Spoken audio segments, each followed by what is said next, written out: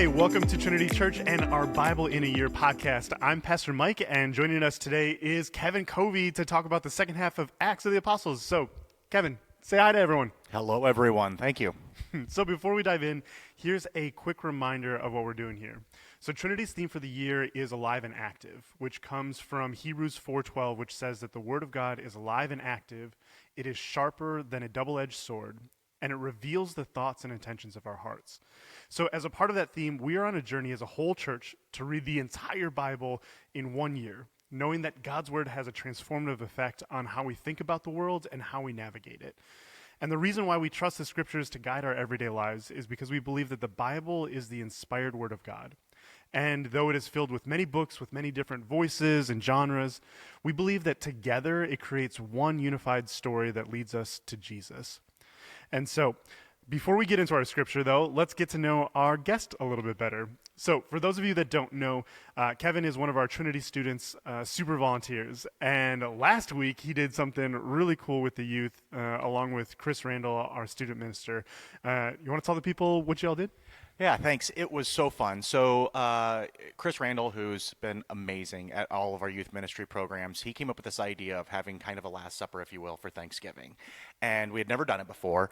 And the idea was big. It was bold. It was have the most enormous Thanksgiving of teenagers you could possibly have. And I'll be darned, it went off so well. And all of the kids kind of took assignments. So the high school kids would bring a specific side, and the middle school girls would bring a different side. So it all kind of came together in a very typical potluck style. But there was a lot of folks, and we couldn't exactly know right away. So some real quick numbers for anybody that's into stats. We went through 4 smoked turkeys, 2 hams, and then there was at least 20 sides brought. And that, whatever space those sides took up, I wish I was exaggerating, but I'm not, was equal to the desserts. So all of the sides and desserts together. But it was so fun, but there was 70 kids that got to sit there and enjoy it. That's incredible. I think especially you also got to do some like really cool theological stuff that not only was this like Last Supper themed, but you guys got to say the Lord's Prayer together, and with 70 kids all saying the Lord's Prayer together, like that seems pretty cool. And also talk about communion as well, which seemed pretty sweet. Yes, we got to be able to do group communion. We had the pods, and Chris led us through all of those things, and seeing 70 kids excited to have a meal together and share the Lord's Prayer all in our beautiful building was nothing short of a really spectacular, magical moment almost. And incredible that all the kids came through, because I've seen kids who have come to events with like one shoe on, or like can't even remember their like a jacket, and they came with food this time. So pretty cool. For those of you that don't know, Kevin is a dad of 3. So he's got Joe, Neva, and Anna. And I think one of the coolest things about being a dad personally is that you get to share your hobbies and your interests, your favorite music with your kids. And so which of your favorite things have your kids embraced? Or what's something that you love that your kids have just been super apathetic to? Yeah. So music was a large part of my growing up. So show choir, band, things like that. I have a really deep appreciation for the arts. And so Neva has really taken to live music, especially some of the gospel bands and things like that. So she's taken to that quite a bit. And Joe's teaching himself guitar. He has been teaching himself acoustic for a couple years, and now he's got an electric guitar, and he's just riffing in the basement. It's it's amazing watching him just kind of go through that process. And so I would say that one thing that they have not picked up on is my probably unhealthy passion for golf. And so despite all of the driving range and putt-putt nudges I've made, Joe picked up on it for a little bit, but I've yet to get the girls there. But fingers crossed, I will get them in there. So Rachel and I got a date night at Fat Putter downtown in Omaha, Yeah. And so it's not real golf, but man, if you want a good time with a putter in your hand, that's pretty good. Well, and so in today's Bible readings, we're going to be talking about Paul's missionary journeys, and I'm wondering, do you have a favorite memory from a time that you've traveled? So 2 things that I guess kind of stood out. When I was working, I had the chance to kind of go to a lot of different places, and there was one that really stood out when I was in Ireland, and my friend that was there kind of took me on a very authentic trip. for the afternoon, and we found ourselves at like this little Irish pub in a small town, and we were kind of by ourselves, and these three guys walk in, and they were in full like old Irish fox hunting getup gear.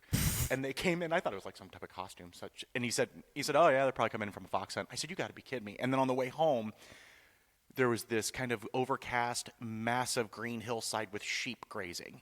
And it was like, if somebody said, hey, AI, give me an Irish experience. Like, it was like that was it. 3 hours of it, yeah. And then the other piece was I was in, outside of Taichung, I was in the Chung Tai Chan Temple, which is a Buddhist kind of massive, sprawling, and I've never been in a different religion's structure. And it was this very elegant, massive, college type of temple, and just did kind of a tour there when I was there just to kind of experience it. And that was really interesting. Cool. That is awesome, and certainly like you've been to far-flung places, which is pretty cool. And kind of like I teased before, we're going to get into that a little bit with our readings today. So we are talking about Acts of the Apostles and the second half, so chapters 15 through 28. And a quick reminder about Acts, that tradition holds that Acts was written by Luke, the same person who one of the four Gospels is named after. And so far, the stories covered have largely focused on Peter, the early church, and has introduced Paul, a.k.a. Saul, and his conversion story. But really, the second half of Acts starts with that transition from Peter's story to Paul's story. And so we kind of get this opening scene of like this dramatic theological debate that is happening amongst the early church leaders, with Peter, Paul, and Barnabas arguing on one side, then former Pharisees on the other, with James, who is the half-brother of Jesus, acting as judge or arbiter of the debate. And so, Kevin, would you remind us what they are arguing about in the first place? So I think the biggest thing that they were kind of discussing was, must you convert before being saved? So do you need to follow Mosaic law? Do you need to be circumcised? Yep. Like the big things that are involved, or is grace for everyone? And is there this kind of gate before or not? And so I think a lot of the discussion, which had to be really hard because there's no rules on this, there's no pre-set binder, like these are all new discussions over a new amazing gift. Yeah, that must have been really hard for them, I think. Mm-hmm. And especially since particularly for Paul and Peter, they have a brand new idea of what brings salvation through Jesus Christ. Because before, the Jewish people were all about like, well, if you uphold the law and you live a righteous life, then God will save you. Mm-hmm. And through Jesus, they're like, no, it's all about faith and God's grace. And so there is this big debate raging about how Jewish do you have to be to follow Jesus? And really, it also kind of comes down to like cultural inclusion, and that they've never had to deal with what do we do with outsiders who want to be a part of the faith before. And I think it'd probably be really easy for anybody to fall into that. Yes, salvation is there, but it's almost like a bonus on Judaism, and the idea of not having that be a gate or a barrier at all would be almost impossible, because this is what we know for thousands of years. I can't imagine what that discussion probably looked like. Yeah.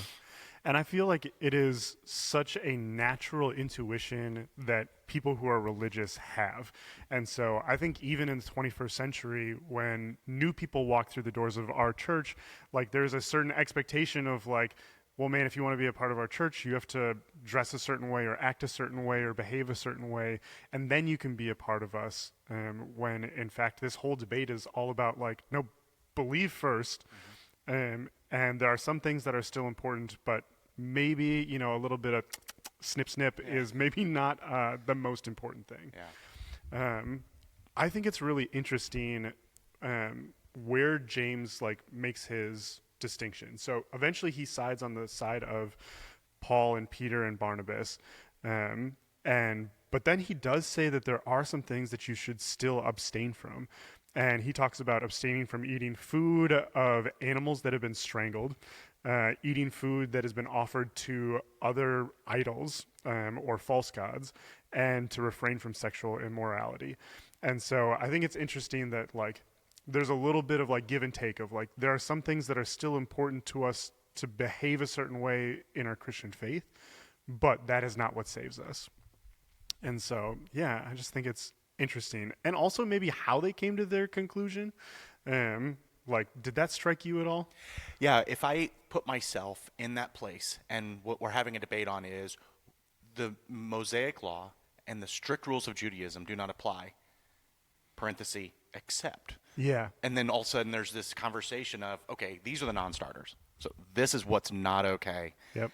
And then how easy that would get, especially if you were against the whole concept, how easy that would be to kind of get into that back and forth of, okay, well, let's say there's 1,200 things, and you're saying these 5. Well, why not? Like, I couldn't imagine, especially with all the passion behind it, and you have folks that are in the room that saw everything that took place, saw the miracles. That is a lot of passion in a conversation, and now we're kind of getting into this rule versus this rule. That must have been very challenging.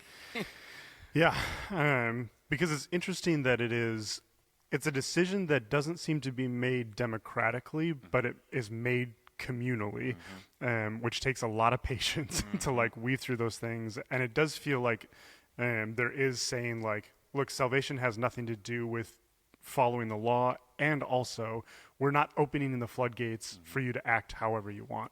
Yeah. I do find it interesting that as the discussion ends, like we get this great like kumbaya moment of church unity where everybody is like on the same page, feeling good, and all of a sudden dissension hits. So Paul and Barnabas are about to get back out on the missionary trail and to kind of spread the decision that had happened here when what I would like to call the drama llama shows up. And so what's going on here? Yeah, so as the team's building, Barnabas wants to bring John Mark with them. And Paul is thinking, no, we tried this before. John Mark came with us. The journey at the very beginning was obviously too much, and he packed up and left. Yeah. And he left us in Papillion, and he said, this is too much. And so now you want to go back? Like we messed up, or we this went wrong at once. It would be really silly for us to do make the same mistake twice. Seems like a very bad idea, which is what kind of started the whole conversation. Yeah, which like there is this kind of balance between like they are following a faith that is all about forgiveness and second chances. But man, that must have been really hard to be like, hey, we should take this guy along who abandoned us the last time we did this. And so I wonder, like, they had to struggle through what does it mean to like offer grace and forgiveness versus giving second chances and reconciling with people.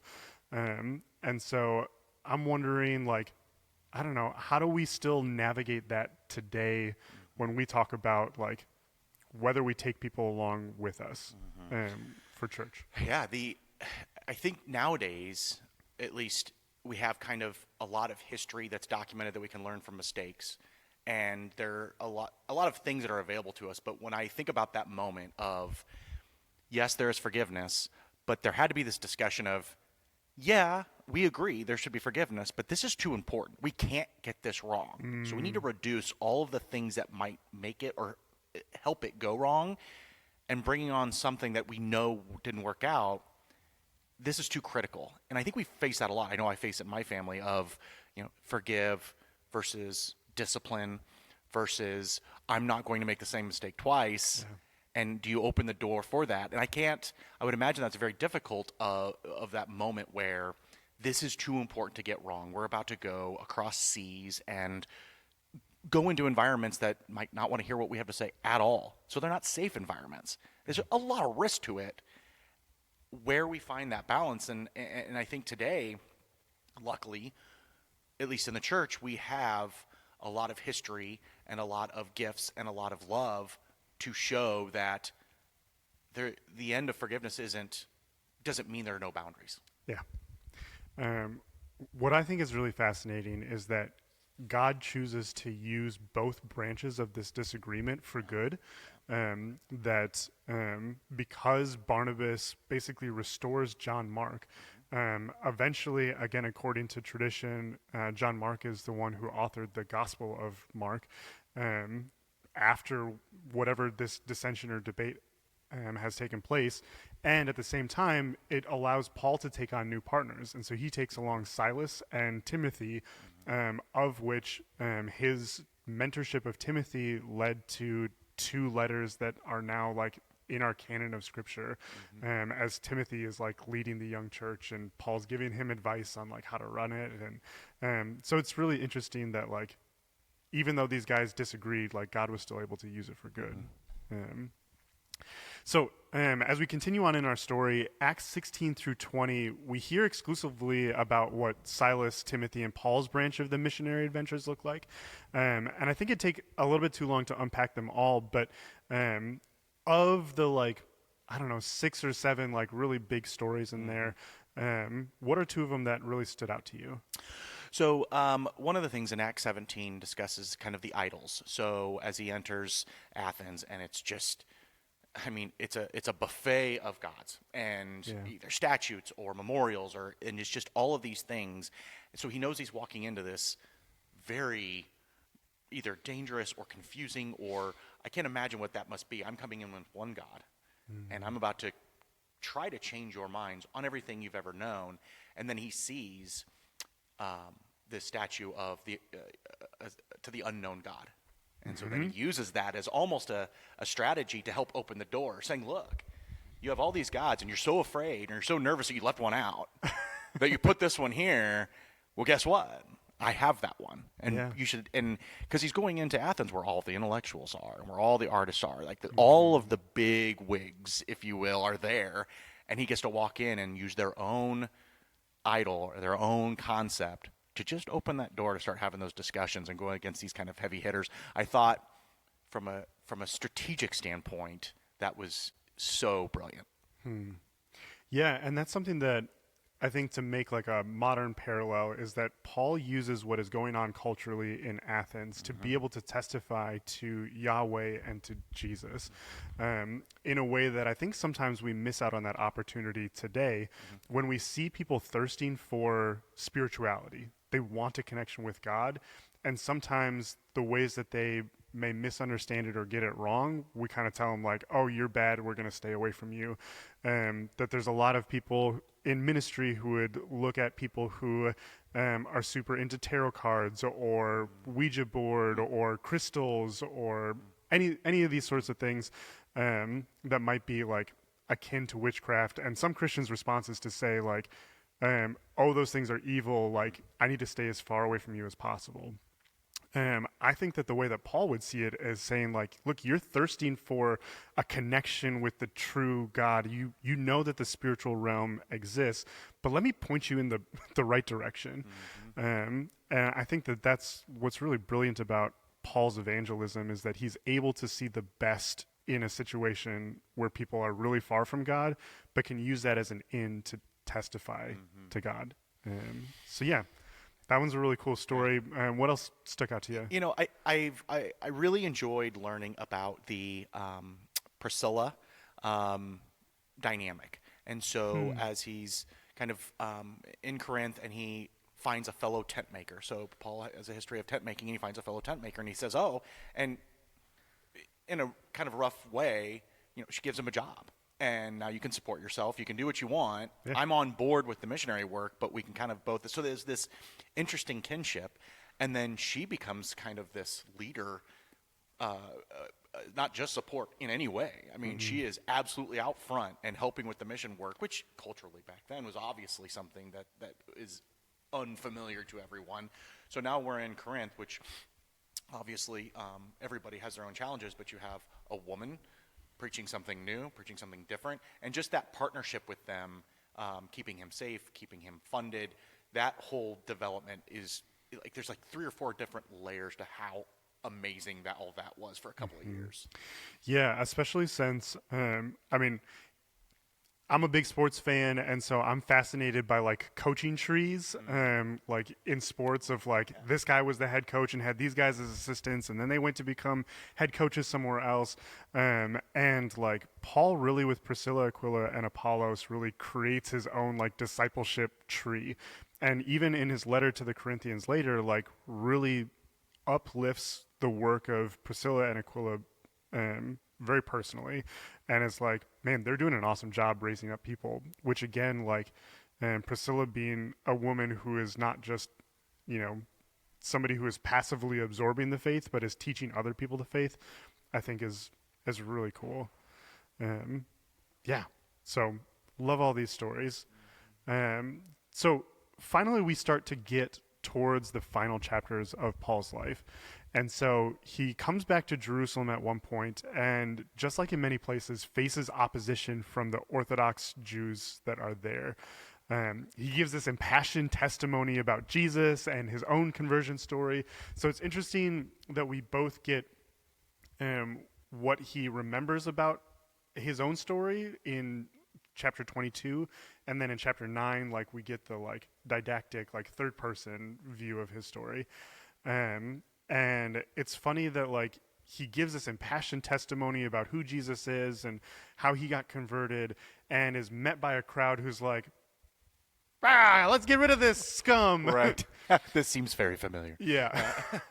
And so Paul is arrested on charges of blasphemy, but before he can be, so he actually gets like tossed around to like 3 different judges, Felix, Festus, and Agrippa. And before like being flogged by the Romans, he's like, "You're really going to beat me? Like, I'm a Roman citizen." And they're like, "You're what?" And he's like, "I'm a Roman citizen." And they're like, we paid a lot of money for our citizenship. And he's like, "No, actually, I'm a natural born citizen." So like, and they're like, "Oh, like, we can't beat this guy."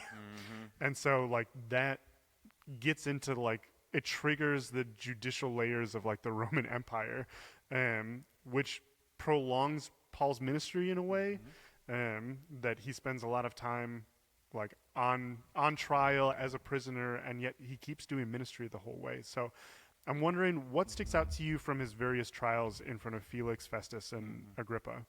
Yeah, so Festus kind of inherited this problem, if you will, for Rome from Felix. Felix is the outgoing governor, and Festus is the incoming governor. He kind of walks in and they say, "Hey, we have this problem. You have all the locals that are up in arms, and they want to have this trial happen." And you have Festus saying, "Whoa, hold up. I can't imagine." He probably had to be a little torn because he's put into this new place, and so he's got bosses to answer to, and they're like, handle your business, if you will. And so he wants to handle it. He wants to handle it correctly, but he also wants to handle it and keep the peace. So he's kind of in this very awkward place. And then when there's this appeal, in today's terms, we call it change of venue. Yeah. I want to get away from this crowd that I know is going to convict me and kill me, to a crowd that it might be a little more neutral. He uses the law. Again, he's using a very intellectual and very strategic tactic to say, "Look, you can't try me here." And you kind of touched on how his discipleship continues. Now he has a funded discipleship. Yeah, right. Not the best probably conditions, but Yeah. But he's still like spreading the word. Yeah. I do think it's really fascinating his tactic though, which is that a lot of these like Roman officials are just like, they're stymied about what to do because they don't want Jewish riots to start, and yet they're just kind of like, "Look, he violated your laws, not our laws. Right. So what do you want us to do about it?" And eventually, like, they kind of sit on him, like being in prison for 2 years before they finally are like, "Okay, let's get this guy back to Rome." And so, yeah. So I think it's interesting that Paul like leverages the rules of government to like keep his ministry going. And so eventually, Paul gets thrown in jail, is passed around, and eventually, as he's on a ship, he eventually gets shipwrecked on the island of Malta. But I think it's really interesting, like what happens that while he's on the ship, like he continues to do ministry. That the soldiers who are worried about everybody drowning is like, "Let's just kill the prisoners and like be done with it." And then Paul's like, no, don't do that. And they're like, "Oh, we kind of like that guy, so let's not let's not kill them." And then they get on the island, and they're on this island of Malta, which has a king who is not like related to any of the politics that's going on. And even though he's still captive, like he ends up healing the dad of the king of Malta from dysentery and like fever and all sorts of stuff. So on a very like macro level, what do you take from the way that Paul treats his captors, basically, the whole way until his trial? I think what's fascinating to me is that he never stops using every door that's open to spread the gospel. And so if that is a captor, if it's a judge, and he knows like the environment. I think of him like in the ship, or I think of him in the jail, and you have the the discussions, we know what you in for, kind of moment. And he's using that as a, well, I'm sure glad you asked. and there's different moments that you can do that if he's in a courtroom of that's a different dialogue than with the overnight guard. And he never stops doing that. It's coming from such a place of love and hope, and everywhere he goes, he instills a little bit of love and hope, and all of a sudden people listen because it's not what they're used to hearing. So I think he kind of takes that magic all the time with him, and it's certainly something we could all emulate. But yeah, it reminds me to see every moment as a ministry moment or a ministry opportunity, that even the people that make my life really hard, like there is still an opportunity to speak Jesus into their life, to offer them grace. And I think so many of us like pass up on those opportunities because many of us have like a least favorite coworker, or we have a family member that we don't get along with very well. And we say, well, we'll talk about our faith with the people that we like, but I don't want to talk about the faith with people that I don't like. And I'm just wondering, like, what are moments in your life where you're like, oh, maybe I've like passed up an opportunity to talk about Jesus in this situation? So I think I've missed an opportunity when someone says, "Boy, you don't really get spun up about anything, do you?" Because I'm fairly mild-mannered, and so I've been in environments where things are tense or things, and the conversation might open. And since I place my my hope and my serenity in Jesus, I don't really get spun up. And once in a while, that's noticed, and I could have easily said, "Oh, well, I don't get spun up because no matter what happens in this moment, there's much bigger things that are waiting for us." And maybe that could have opened the door to a conversation. But just like everybody, maybe it's a work thing, can't talk about it. Or maybe it's I know you have, a bad history with organized faith, so it's an awkward conversation, so maybe I shy away from it. It's certainly something that, I really enjoy learning more about on Sundays, on different ways to open that door in a respectful way. Yeah, I love that. I think one of my favorite openings that I wasn't expecting was, I think one time I got the comment, "Mike, you just seem really content with your life." It seems like you just are really content, and I don't know what that is because I don't feel that in my own life, and that created a really cool faith moment opportunity to talk about why, and to point to Jesus as that reason, and how that sort of radical contentment has come from following Jesus, and not just because it's my regular disposition. Because being chill or being mild-mannered, as you can see from the hair, is not it's not the normal thing. It's not the default setting that I came with. And so, yeah, it's a good reminder that, man, every moment is a ministry moment. So, well, on that note, I think it's a good place for us to call it for today. So, Kevin, thank you so much for joining us. And so if you guys have any questions, make sure to throw them in the comments on Facebook. Next time we will tackle the book of Romans, but until then, may God bless you abundantly, and we'll see you guys again soon.